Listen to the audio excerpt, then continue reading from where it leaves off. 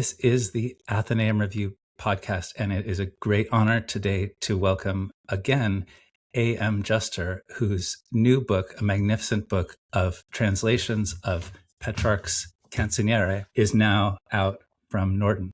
Thanks very much for being here. No, thank you for having me. It's great to be back. Well, my first thought was that maybe someone who comes across this book, if they've had English in high school and maybe in college and otherwise, they might know Chaucer, they might know Dante, they might know the name of Petrarch, but they may not have actually read Petrarch or know anything other than that. So I wonder how you might introduce the author, the poet, and the book to someone who's coming from sort of that level of knowledge. He's a fascinating and important figure. He's been very difficult to translate, which is why a lot of people are for spending so much time trying to get this right. Petrarch was the bridge figure in many ways between the medieval period and the Renaissance period.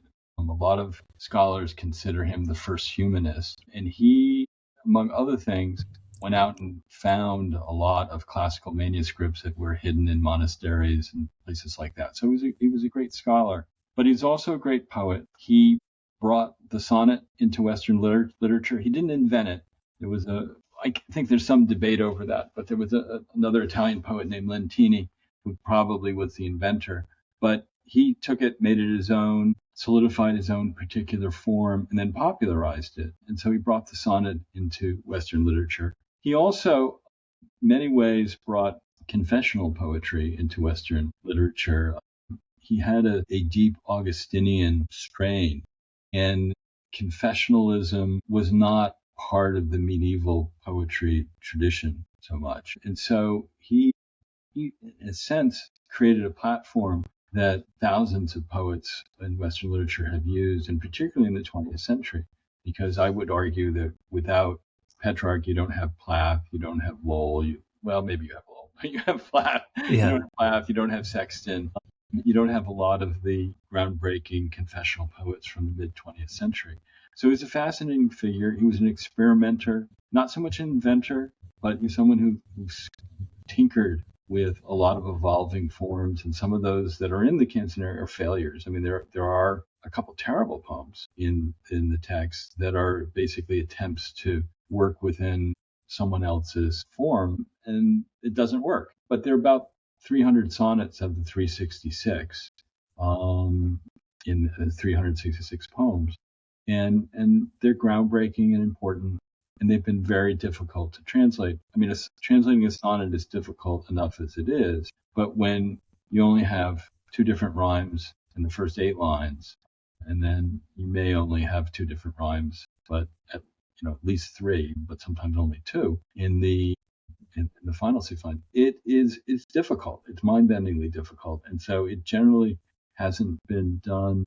People have been reading prose translations, which a couple of them are very good, but they're not fun to read as poetry. And then since we had a great prose translation in the mid-'70s, it's been helpful to translators, and there are more that have been translating in blank verse. But as I said in the book, it's like painting in shades of gray instead of color. It still doesn't really get the magic of the rhythm and the sound. And of course, you can't get that entirely. I mean, English and Italian are very different. But the rhyme, is an important part of the Petrarchan sonnet. I mean, he gave his name to, a form of the sonnet. And if you don't have the music of the rhyme, then I think you're taking something away from the reader. That's really interesting. And I thought of a couple of follow-up questions. Yeah. One about the historical periods. I also had the thought at one point that if someone, again, has, let's say, had a typical education of English literature these days, the representation of love or some form of courtly love that might be most familiar might actually be in Romeo and Juliet, which, just to be clear, is a couple of centuries later than this, and I think has a very different attitude from, let's say, the 14th century or Petrarch in general. So I'm curious if if someone says, oh, is that like Romeo and Juliet? I wonder, and of course Shakespeare wrote sonnets too. That's a whole other thing. But maybe if you would, someone who knows Shakespeare, is Petrarch a different experience than that? Yes. So I would say no. So I think one of the problems with the first half of the 20th century, the translations into English, as with a number of the classical Latin texts. Petrarch was too raw for a lot of the classicists at the time. And I think to defend them just a little bit, they felt an obligation to present them in a way that mainstream readers would like them and value them and that kind of thing. But they did a real disservice to Petrarch in taking a lot of the cliches of that kind of poetry and putting it into Petrarch. And Petrarch was familiar with that tradition. And we know that from correspondence and other things. But I think really rejected, the notion of sort of a safe female figure there who's sort of the impetus for your poetry, because that's not what Petrarch is about at all. I mean, Petrarch, it's certainly, I've been laughing, I've been taking a little bit of kidding lately because I've been following the Amazon ratings on the book. And to my surprise, Amazon UK has been ranking it with erotic poetry. Interesting. Which something I didn't see happening. But, even as love poetry, you could resist that a little bit. He did not actually know his Laura more than just very passingly. Yeah. She was married, but anyone can tell, happily married. She had, I can't remember, 10 or 11 children, something like that. And so this started out as sort of the longing that, most young men experience at one point or another, but then really did move a lot more into the category of obsession. Mm. And so it's very unusual in poetry up to that point, in part because I think men didn't value women enough to spend that much time focused on one if that woman was unresponsive. And so it's different. It's very psychological poetry in lots of ways. It's an attempt for him to sort of reconcile sort of his lower desires with his higher desires to be, a good Christian. And he was torn, in that regard. He took what they call lesser orders, which is a little bit like being a deacon in the Catholic Church now. And for I don't want to over, but that's the best comparison I have. And despite that, and despite one might think from reading the Canzoniere, he didn't spend all that his life pining for Laura. He did father two illegitimate children, a son and a daughter. His son died young in the plague, and they were fairly estranged in his older years. And he had a daughter with a relationship, I gather, was much less rocky, who tended to him in his old age. But we don't know whether there was one mother or two, and you don't have any hint in the Canzoniere that, in fact, in his real life, it looked a lot different than one might assume from reading the Canzoniere. So it's a very raw text in a lot of ways, and he's trying to do, in essence, a kind of psychological analysis. Why am I so obsessed? Is this the right thing? Shouldn't I be? At some point, he starts thinking, shouldn't I be dropping this and moving closer to God? And eventually, he comes to a fusion where he decides, after Laura has died, where he feels that this obsession is leading him toward God, but it's a long and difficult haul. So it feels very different from, court poetry of the court. It feels differently from Shakespeare to me. Shakespeare is so palpable. When he writes about a woman, or to a man perhaps, you don't have any doubt that there's a real person there and that there's a relationship of some sorts. And that feels to me very different from Petrarch. There's a sterility to Petrarch that, I don't. So I think it's different. In some ways that makes him very modern. I think you have to probably go fairly far into the 20th century before you start seeing poets really doing a lot of the same things that Petrarch was doing in the 14th century. That may connect a little bit back. There was something you said a moment ago or earlier about the term confessional poetry, and you mentioned Plath and Lowell. And I actually had this thought. If one goes on the internet at the current time, there's these videos everywhere of people holding up their phones, sitting in their car and sort of unburdening themselves about something, and this impulse to sort of share whatever is there with everyone. So I think the confessional impulse is very familiar and seems very powerful. But obviously, confessional poetry is a little bit different. I wonder if you could say a little bit more about what that is, and that lineage from Petrarch to Plath and Lowell and beyond, or whatnot? I think it's an interesting parallel. I mean, I think that most of us do have this confessional impulse. And I think sometimes you see it with the modern TikToks and things like that. Sometimes you don't. Sometimes it's just, blather, almost like reporting, like self-reporting.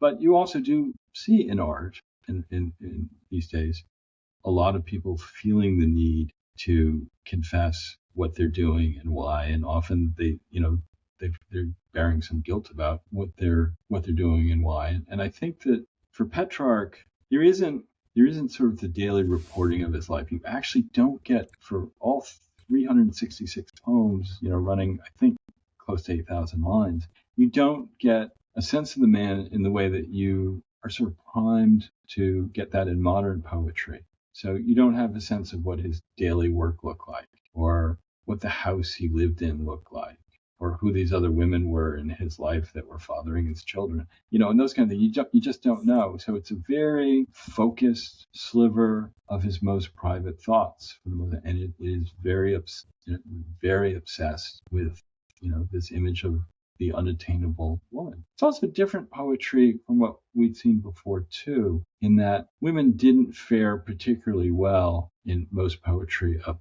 to this point. There are some exceptions. I've been translating Propertius lately, and although he slips now and then, his love interest comes off pretty well in his poems. But it's a time period where, under a lot of law, women were property. They weren't allowed to, have much of a life and that type of thing. And so and there's been some feminist blowback on this, but if you look at it in context, he, in a lot of ways, was the first Western poet to put his female love interest on a podium. And nowadays that's considered, not what one does. But considering what the condition of women was in the 14th century, that was a pretty enlightened point of view. And Petrarch was also the inspiration for many, many Italian women about 2 centuries later that kind of took up his poetry, took up his example, and were passionate about writing poetry. Some of it very good in his style. So he was a bit of a groundbreaker, I think, in that category too. My follow-up question might be about love. I think people might think that love is a sort of straightforward word, but it appears that it's very complex and nuanced. So if we say, well, this poetry is about love in some sense, I wonder if you could maybe speak a little bit about what exactly that means. Well, yeah. So my view is, to even be talking about love, you have to have something that's reciprocal. And Petrarch didn't. And so, as I said, I think it's a little bit risky calling it love poetry in one sense, because he didn't really earn it. You have to have that second person. And I think and again, I was saying about Shakespeare, I think that's part of what makes the Shakespeare plays and sonnets so moving to people, because you don't doubt that there's a real person that he's writing about and that he cares deeply. And for me, that's love poetry. Yeah. And Petrarch isn't really there in my book. It's more this Augustinian struggle, my reckless youth, I had these lustful desires. That's really not God's plan. How do I move from down here to up there? And that's largely what the Canzoniere is about. So I think it's underappreciated as a religious text. I mean, for me, that's the primary trip that he was taking. And again, it's also not an entirely neatly organized trip. He takes side trips. He perhaps is stealing from drama in that, the opening poem is kind of gives away the story. It's sort of, he's sort of speaking in retrospect in lots of ways. So he does, poem 1 doesn't start at the beginning. And there are side trips. There are a couple of the other worst poems are the ingratiating poems for sponsors and things like that, which are pretty awful by me. And he's got a 3-poem sequence ranting and when I say ranting, I'm understating, not overstating, against corruption in the Vatican at the time. Well, actually, it wasn't even the Vatican, the papacy at the time, because the papacy had moved to southern France, right where he and Laura were, and it's some of the most violent invective that you ever see in well-regarded Western literature. And you also have some veers into politics. He has a canzone, which is popularly known as My Italy, which really ignited a lot of the first Italian nationalism, and it continued to be part of the patriotic culture of Italy until all the little sub-pieces did in fact unify in the 19th century. And he veered into politics a couple other times. There was a charismatic populist type who he briefly embraced, who looked like he might really do big things, and then did strange things instead, and ended up very much like Mussolini, hanging upside down by his feet in front of an angry mob. So there are side trips in there. It's not all the self-focused thing. And actually, I think in some weird way, it works artistically, because I think if you had 366 poems that are entirely variations on the same theme, it would almost be too overwhelming. So have it. I mean, the same way that Shakespeare uses comedy to break, the oppressiveness of some of the tragedies. It's possible that in some intuitive way, anyway, that Petrarch was doing some of the same thing in the Canzoniere. And some of those poems are actually very interesting. You mentioned 366 poems. He's formidably gifted as a poet, erudite. There's this gap in terms of between his century and our century. So my question is that if someone is perhaps curious about Petrarch, but perhaps intimidated or says, I don't know if I'm up for this. It sounds quite difficult or challenging or too much, or I'm not quite sure if I can handle all of this. I wonder what you would advise someone who's curious and maybe looking for a way in that's not too intimidating. Well, certainly buy the book to find out. Yes, first of all, buy the book. Step one. Yeah, but when translated properly, it's very accessible poetry. And I think it's very convoluted Italian in lots of ways. And that's where the Durling prose edition has been, from the mid-1970s, has been so helpful to untangling, a lot of this. But it is very accessible, and he does come across as very human in lots, maybe not entirely in ways that he intended. Matter of fact, some of my friends have been having some fun teasing me about the parallels between me and Petrarch and me, because Petrarch was insufferably arrogant. He studied law for 7 years. Okay. I did it for 3, but 3 years at Harvard Law School feels like 7 years. And, he fell for a beautiful young woman with long blonde hair who was age 18. And I did exactly the same thing when I was 18. Petrarch was a little older when he met his Laura, but 52 years later. Matter of fact, I think you can even see, we're just still moving in here in Virginia, but you can see a photograph of my Laura right there over that middle box there from about the time when we were dating in college. Yeah. So I think he comes across as very human in lots of ways. And the arrogance, the ambition, the frustration of being unsuccessful in love. There's a lot of things there that I think contemporary people can relate to. I think the hardest slog for most people would be about, I'm guessing here, but I would guess about 25 of the poems are very heavily rooted in classical literature. And so classicists will find them fascinating. Probably not the average reader.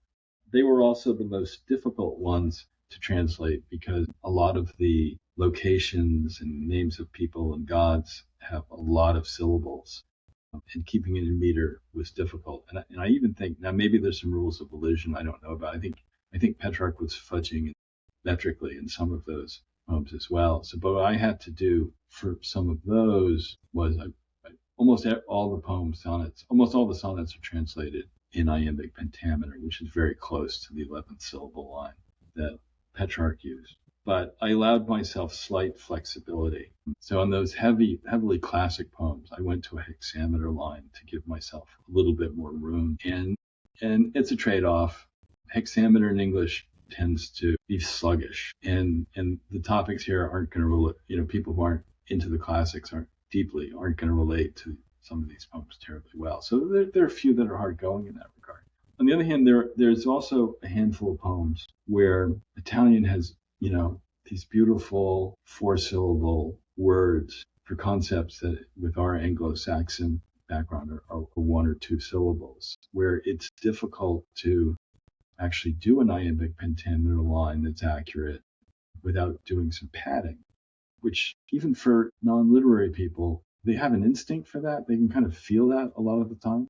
And so I followed the advice of, there was an eccentric poet critic in my hometown for many years named Richard Moore, who had flashes of brilliance. And one of the things I did pick up from Richard is he argued that a lot of Dante should be translated in iambic tetrameter, and a shorter line than traditional actually caught the speed and the beauty of the Italian better. And I don't think you can pull off all of Dante that way, and I don't think you can pull off all of Petrarch that way. But some of the very lyrical poems where he's using these 4-syllable adjectives and not nouns, I found that they actually flowed so much better as tetrameter, and I wasn't losing anything in terms of content. So I have probably 6 or 8 in hexameter and probably 6 or 8 in tetrameter, but otherwise it's following the same pattern. I track the rhyme schemes exactly. Some of the ones that are even more challenging, he was experimenting with what poets call rhyme riche, which is exact rhyme, where you use the same words as rhyme, but you're using them in different senses. And that was pretty novel and experimental at the time. So he'd like to play with that. And he has one whole sonnet 18, that's done entirely in rhyme riche. So I probably blew like a month of my life trying to do it. But it came finally. And it is part of what Petrarch was about. I mean, he was an experimenter. He wasn't a pure innovator. He didn't invent the sonnet. He didn't invent rhyme riche. But those were pretty obscure and rarely used techniques in Petrarch's time. And he was incredibly knowledgeable about poetry, and he latched onto a lot of these new techniques. And he did some marvelous things with it. Well, speaking of which, I wonder if you'd be willing to read a few of them out loud, and so we can hear. Thank you. Well, let me start with a couple of the ones that I've mentioned. Okay. So this is the opening poem, but it has a little bit of a feel almost like a classical play, where like in a comedy, they would have a tragedian come in and make fun of the poet who wrote the comedy. And this has a little bit of almost sort of a narrator type feel to it. To you who hear within these bits of rhyme the sounds of sighs that used to feed my heart throughout my youthful follies, when in part I was somebody from some other time. No matter how I weep and reason, I'm between vain hopes and sorrow, where I start to seek out others tested in love's art, for pity and a pardon for my crime. Now though I clearly see how I became the target of such gossip, for guilt fills my shameful brooding thoughts without relief, and from my vented rage the fruit is shame, remorse, and clear awareness that what thrills the world is nothing but a dream too brief. And that last line too, you have to remember Petrarch was writing in a time of plague. So, death was not as abstract as it is for us. And in fact, he lost his own son to the plague. So that infuses, I think, the final line. Let me read you the rhyme riche sonnet. And this may be guilty. This may be because I work in the area. It fascinates me more than it will other people. But what the heck? What number is that? 18. 18, okay. When I return to focus on the part of town illuminated by the light of her bright face, I sense remains of light that melt, then slowly sear me part by part. And since I fear my heart which breaks apart, and peer each day through ever-dimming light, I plod like someone lost and blind to light, who nonetheless resolves that he must part. And so I flee before the mortal fight, although not so rapidly, for even still desire comes with me, as is its wont. I do not speak, for people would not fight back tears. They could hear my words fall still, and tears I shed alone are what I want. And maybe we do one of the tetrameter ones. Let me see. Yeah. Do a few. Let's try. Oh yeah, this is one of my favorites. Yeah, I think this one is one that where the octet clicks, at least for me. So we'll see what you think. 118.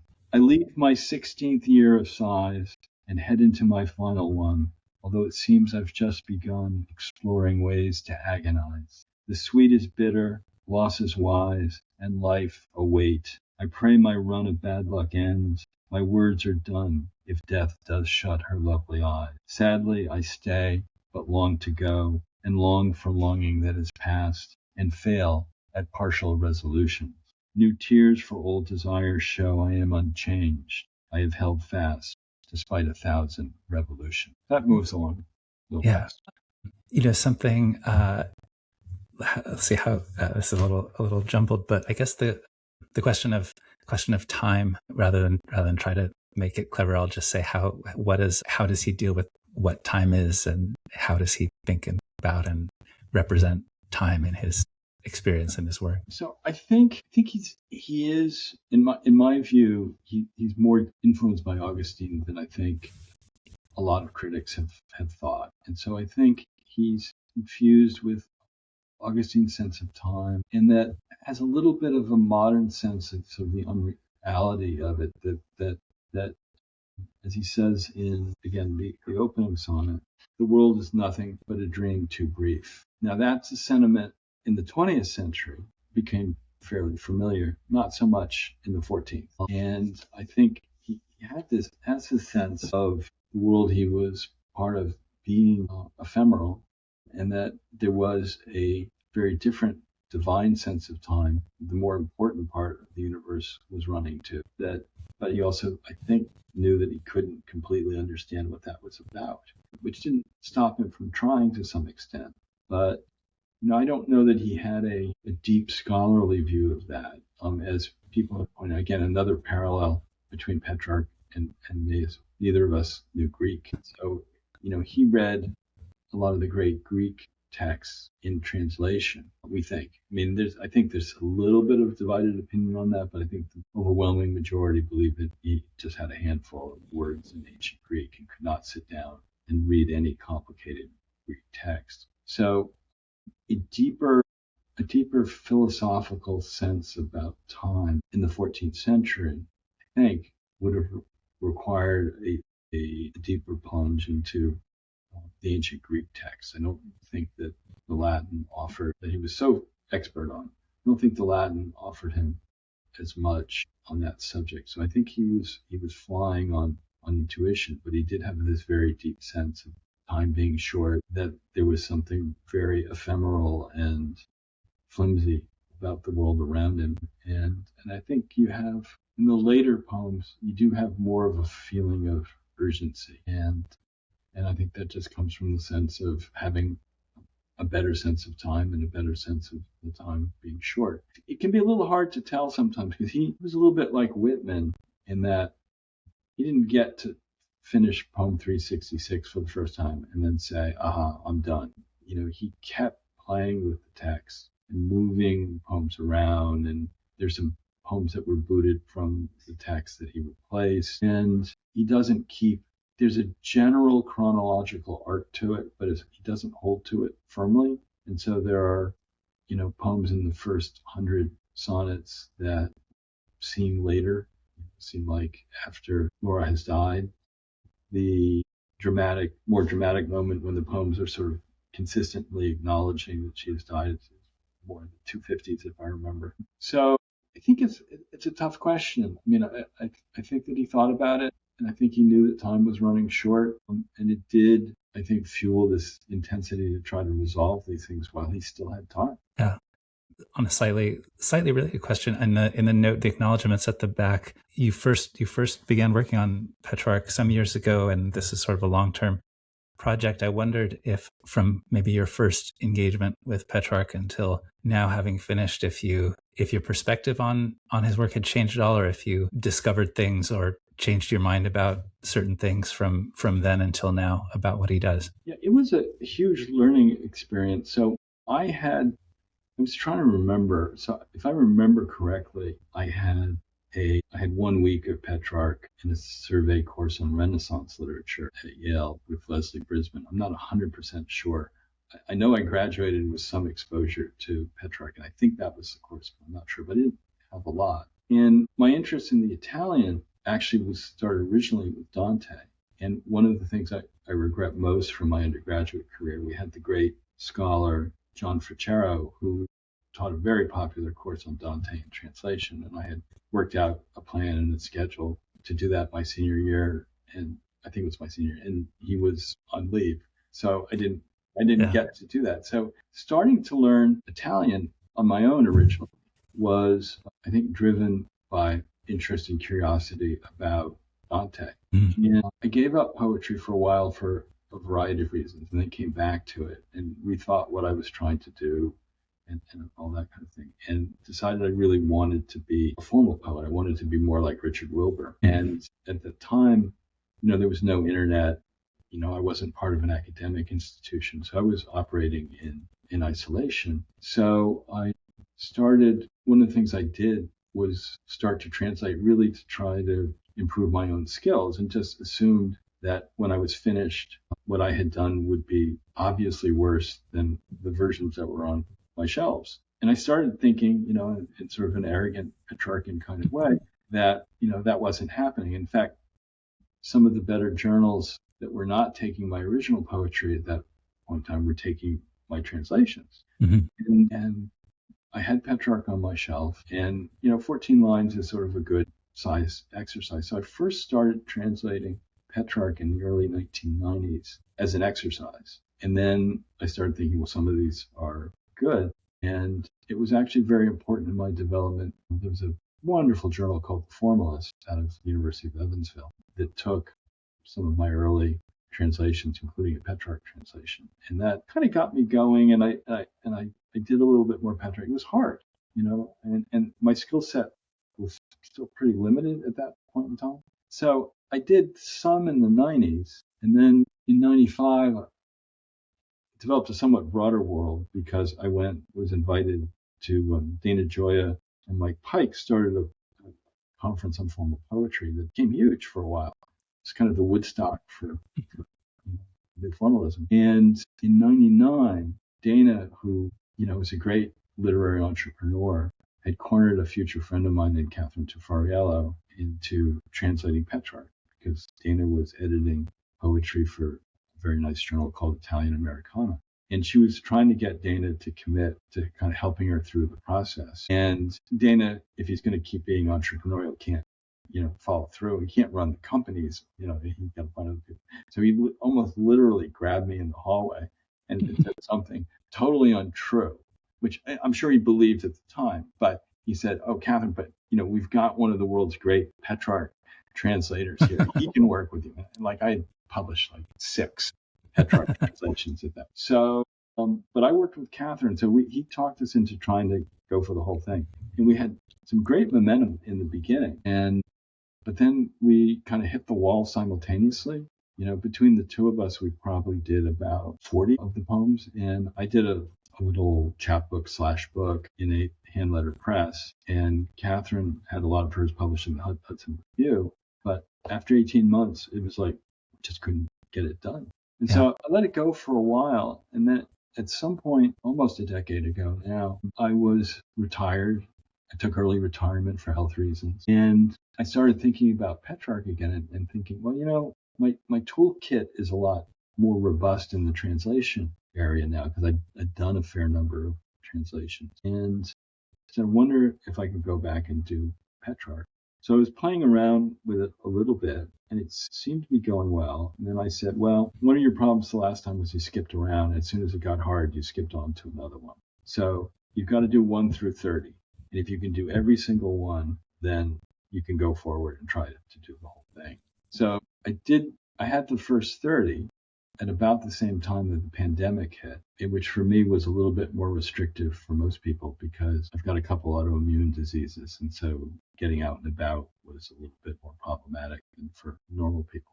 And so it made it easier for basically about 2.5 years. I did it almost every day. I took about 30 days off. I worked right through weekends. I tended to work 8 to 14 hours a day because particularly with original texts as dense and complicated as these, you can't pick it up and stop the way that you can with a lot of great Latin verse. It's in couplets. So you can focus on a couplet, you finish your couplet, you can forget about it for 3 days, and go back and you haven't lost anything.